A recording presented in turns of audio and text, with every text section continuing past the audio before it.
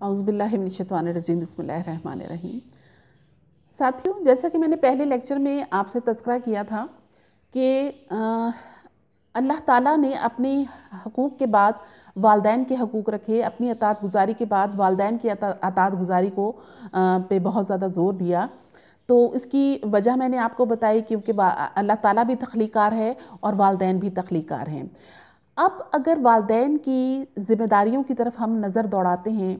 تو سب سے پہلی ذمہ داری جو ہے والدین کی، وہ ہے اولاد کو قبول کرنا، اپنی اولاد کو ایکسیپٹ کرنا۔ آپ دیکھتے ہیں کہ ہمارے معاشرے میں اکثر اس طرح کے حالات بھی ہمیں نظر آتے ہیں کہ کئی ایسے والدین کو میں نے دیکھا کہ وہ یہ ذکر کرتے ہیں کہ ہمیں تو اس اولاد کی ضرورت نہیں تھی، بس اللہ تعالیٰ کا حکم تھا، لہٰذا ہم نے قبول کر لیا، ہم خاموش ہیں، ورنہ ہمیں ابھی فی الحال اولاد ہمیں ابھی نہیں چاہیے تھی۔ یا یہ کہ ہمیں تو لڑکوں کی ضرورت تھی لیکن اللہ تعالیٰ بیٹیاں دیے جا رہا ہے، بس کیا کیا جائے، تو اب جیسے اللہ کی مرضی۔ یا یہ کہ ہمیں تو 5-6 ہمارے بیٹے پہلے سے تھے، ہمیں ایک بیٹی کی ضرورت تھی، لیکن کیا کیا جائے کہ اللہ تعالیٰ نے پھر ایک بیٹا دے دیا، تو بس ہم اس کو بس ایکسیپٹ کر رہے ہیں، کیا کیا جائے۔ یعنی یہ ان کی اس طرح کی ایکسیپٹنس ہے اپنی اولاد کے لیے کہ جس میں وہ راضی نہیں ہیں لیکن وہ مجبوراً قبول کر رہے ہیں ان چیز کو۔ تو یہ چیز ذہن میں رکھیے گا کہ اولاد کا پہلا حق یہ ہے کہ اس کو کھلے دل کے ساتھ اور خوشی کے ساتھ قبول کیا جائے۔ اللہ تعالیٰ جب کسی والدین کو اولاد نوازنے لگتا ہے اور وہ والدہ اب اولاد حاصل کرنے کے پروسیس سے گزرنے لگتی ہے، تو سب سے پہلا فرض والدین پر یہ عائد ہوتا ہے کہ اپنی اس اولاد کو ایکسیپٹ کر لیں، اس کو قبول کریں۔ چاہے ان کی مرضی ہے یا نہیں ہے اولاد کو دنیا میں لانے کی، لیکن اس وقت کیونکہ اللہ تعالیٰ نے ان کو یہ اولاد دینے کا ارادہ کر لیا، لہٰذا وہ اس چیز کو خوشی سے قبول کریں۔ اور اس کے بعد ہمارے معاشرے میں یہ ڈیمانڈز بھی بہت زیادہ ہوتی ہیں کہ بیٹا پیدا ہونا چاہیے۔ بیٹی کی اتنی ڈیمانڈ نہیں ہوتی، بہت چند گھرانے ہوتے ہیں جہاں بیٹیوں کی ڈیمانڈ ہوتی ہے، لیکن زیادہ تر گھرانوں میں ہمارے ہاں بیٹے کی ڈیمانڈ کی جاتی ہے کہ بیٹا پیدا ہونا چاہیے۔ میں والدین کے ارد گرد موجود لوگوں کی بات نہیں کر رہی، میں صرف والدین کی بات کر رہی ہوں کہ ہمارے والدین کو اس چیز سے قطع نظر اولاد کی خواہش رکھنی چاہیے کہ وہ بیٹا ہے یا بیٹی۔ اگر شکم مادر میں بیٹا ہے تو وہ بھی والدین کو خوشی سے ایکسیپٹ کرنا چاہیے، اور اگر وہ بیٹی ہے تو وہ بھی والدین کو خوشی سے قبول کرنی چاہیے۔ پیدائش کے بعد اگر آپ کے سامنے بیٹا آتا ہے تو وہ بھی خوشی سے قبول ہونا چاہیے، اور اگر بیٹی آتی ہے تو وہ بھی خوشی سے قبول ہونی چاہیے، بجائے اس کے کہ یہ ذہن میں سوچا جائے کہ ہمارے ہاں بیٹا ہی ہونا چاہیے۔ یہ میڈیکل سائنس ہمیں بتاتی ہے اور نفسیات سے بھی ہمیں پتہ چلتا ہے، نفسیات پڑھنے سے بھی ہمیں پتہ چلتا ہے کہ جب ایک ماں بچہ پیدا کرنے کی پروسیس سے گزر رہی ہوتی ہے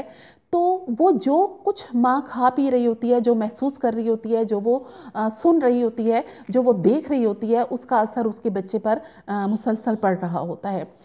اور وہیں سے بچے کی نفسیات بھی بننا شروع ہو جاتی ہے۔ آپ کو یہ بھی علم ہوگا کہ بچہ جب ابھی شکم مادر میں ہوتا ہے تو اس کی جو سب سے پہلی حس کام کرنا شروع کرتی ہے وہ سننے کی حس ہوتی ہے، لہٰذا ماں جو کچھ سنتی ہے بچہ ماں کے تھرو وہ چیزیں سن رہا ہوتا ہے۔ جب ماں کے کانوں میں یہ آواز پڑ رہی ہوتی ہے کہ صرف بیٹا ہی ہونا چاہیے، بیٹی نہیں ہونی چاہیے، یا ماں خود ہر وقت یہ سوچتی ہے کہ اللہ کرے کہ بیٹا پیدا ہو جائے، بیٹی نہ پیدا ہو، یا یہ کہ ہر وقت ان کے درمیان، میاں بیوی کے درمیان یہی ڈسکشن ہوتی ہے کہ بیٹا ہو جائے تو زیادہ بہتر ہے بجائے اس کے بیٹی کے، تو یہ چیز جو ہے بچہ کیونکہ سن رہا ہوتا ہے تو اس کے ذہن پر بنتے ہوئے ذہن پر اس چیز کا اثر ہو رہا ہوتا ہے۔ یا اس کے برعکس اگر وہ بیٹی ہے شکم مادر میں تو وہ بھی اس چیز کا اثر لے رہی ہوتی ہے۔ پھر اس کے بعد جب وہ بچہ پیدا ہو جاتا ہے تو آپ دیکھتے ہیں کہ ہمارے ہاں ہمارے گھرانوں میں بیٹے کی پیدائش پہ بہت خوشیاں منائی جاتی ہیں، مبارکبادیں دی جاتی ہیں، لی جاتی ہیں، مٹھائیاں بانٹی جاتی ہیں، بہت بڑے بڑے گھروں میں تو پھر ساری رات جشن کا سما ہوتا ہے کہ بیٹے کی پیدائش ہوئی ہے۔ اور اس کے برعکس اگر بیٹی کی پیدائش ہوئی ہو تو نہ کوئی مٹھائی بانٹی جاتی ہے، نہ مبارکباد دی جاتی ہے، نہ لی جاتی ہے، اور نہ ہی کوئی ڈھول بجائے جاتے ہیں، خوشیاں منائی جاتی ہیں بیٹی کی پیدائش پہ۔ تو جب یہ فرق بچہ کی پیدائش پہ جب یہ فرق ڈالا جاتا ہے تو اس چیز کا بھی بچے کے نفسیات پہ بہت نیگیٹو اثر پڑتا ہے۔ بیٹا اگر اس کی پیدائش پہ بہت زیادہ خوشیاں منائی جا رہی ہیں اور اس کو بہت زیادہ توجہ دی جا رہی ہے، بیٹی کی پیدائش پہ کوئی خوشی منائی نہیں گئی اور اس کو نگلیکٹ کیا جا رہا ہے، تو اس چیز کا ان کی نفسیات پر بہت برا اثر پڑتا ہے۔ آپ دیکھتے ہیں، ہمیشہ اس چیز کو محسوس کرتے ہوں گے کہ ہمارے ہاں جب بچوں کی، لڑکوں کی پیدائش پہ جب خوشیاں منائی جاتی ہیں اور اس کو زیادہ توجہ دی جاتی ہے، تو وہ بچہ جو ہے چھوٹے ہوتے ہی، چھوٹی سی عمر میں ہی اس کے اندر ایک رونق سی آ جاتی ہے لڑکوں میں۔ لڑکیاں جو ہیں ان میں بہت زیادہ عز آتا ہے، بہت زیادہ انکساری ہوتی ہے، لیکن لڑکوں کی اکثر تعداد میں تقریباً 99% لڑکوں میں رونق ہوتی ہے، تھوڑا سا غرور ہوتا ہے، اور ان میں ایک ایسی نیچر ان کی ڈیولپ ہو جاتی ہے کہ جس میں وہ کسی کی بات نہیں سنتے، وہ صرف اپنی طرف توجہ چاہتے ہیں، اس لیے کہ ان کی پیدائش سے پہلے ہی ان کو ایسا ماحول اور ایسی باتیں اور ایسی سوچ ان کے ذہنوں تک پہنچی، ان کے کانوں تک پہنچی کہ جس میں ان کو ترجیح دی گئی، لہٰذا وہ اپنے آپ کو ایک ایسی مخلوق سمجھتے ہیں کہ جو بہت زیادہ ہی بہت ایک خاص مخلوق ہے، اور عورت جو ہے وہ اپنے آپ کو ایسی مخلوق سمجھنے لگتی ہے جو بہت کمتر مخلوق ہے۔ اب آپ خود اس چیز کو دیکھیے کہ ہمارے ہاں بیٹے جو ہیں ان کے پیچھے پیچھے والدین جو ہیں وہ ساری زندگی ان کی محبت اور توجہ حاصل کرنے میں گزار دیتے ہیں، اور بیٹے جو ہیں ان سے دامن چھڑاتے رہتے ہیں۔ اس کے برعکس آپ دیکھتے ہیں کہ بیٹیاں ماں باپ کے پیچھے ان کی محبت اور توجہ حاصل کرنے کے لیے، بلکہ اپنی اور محبت اور توجہ ان کو دینے کے لیے ہر وقت تیار بیٹھی ہوتی ہیں، اور ماں باپ جو ہیں وہ تھوڑا سا ان سے دامن بچاتے ہیں، جس کا نتیجہ یہ نکلتا ہے کہ ہم اپنے معاشرے میں دو قسم کی بیمار مخلوقیں جو ہیں وہ پروان چڑھا رہے ہیں۔ یعنی وہ لڑکا جس کو ہم بہت زیادہ توجہ دے کر احساس برتری کا شکار کرتے ہیں، وہ بھی ایک ایسی مخلوق کے طور پر دنیا میں سامنے آتی ہے کہ جو ذہنی طور پر بیمار ہو، جو اپنے آپ کو یہ سمجھے کہ میرے علاوہ کوئی ہے ہی نہیں، وہ کبھی بھی عورت کو اپنے برابر کا نہیں سمجھتا۔ یقیناً اللہ تعالیٰ نے عورت اور مرد میں فرق رکھا ہے، لیکن ہر لحاظ میں وہ عورت کو کمتر سمجھے گا اپنے سے، اور عورت جو ہے وہ پھر جب اسی طرح سے بڑی ہوتی ہے، اس کے ذہن میں یہ چیز احساس کمتری کے طور پر بڑھتی جاتی ہے، اور وہ ہمیشہ اپنے آپ کو کمتر مخلوق کی کیٹیگری میں ڈال دے گی،